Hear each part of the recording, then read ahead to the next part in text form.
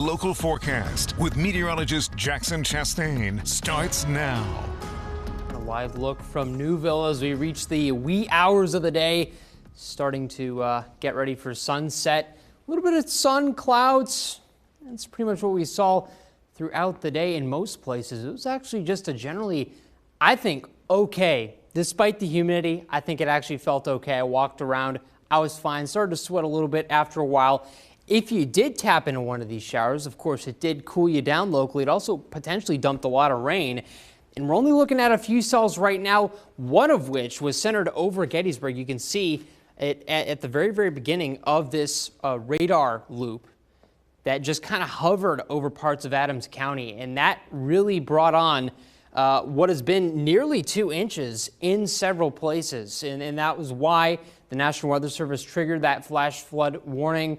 No surprise there. Not looking at anything super crazy at the moment. We'll keep you updated though. As we get through the rest of the evening, we expect these pop-up cells to continue. But again, the vast majority of us are actually going to stay relatively dry and under the pattern that we're under higher pressure across the East Coast. That's pretty much as good as it gets for rain coverage. Now you'll notice a bit of a cold front off to our west. We'll tap into some of that energy as we get into Sunday proper.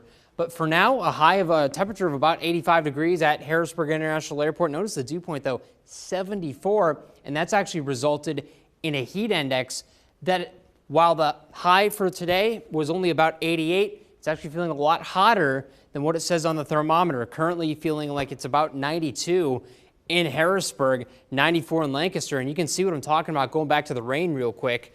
Where you've seen that rain, you've seen some locally cooler temperatures. So that's kind of the benefit of these things. They'll drop your temperature by about 20 degrees. And so they're getting to the 70s early, but all of us are going to get to about maybe 75, 74 overnight.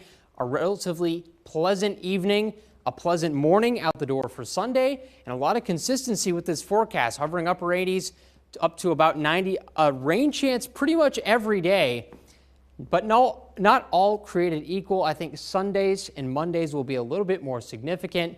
That's a look at your forecast. Mallory, I'll send it over to you.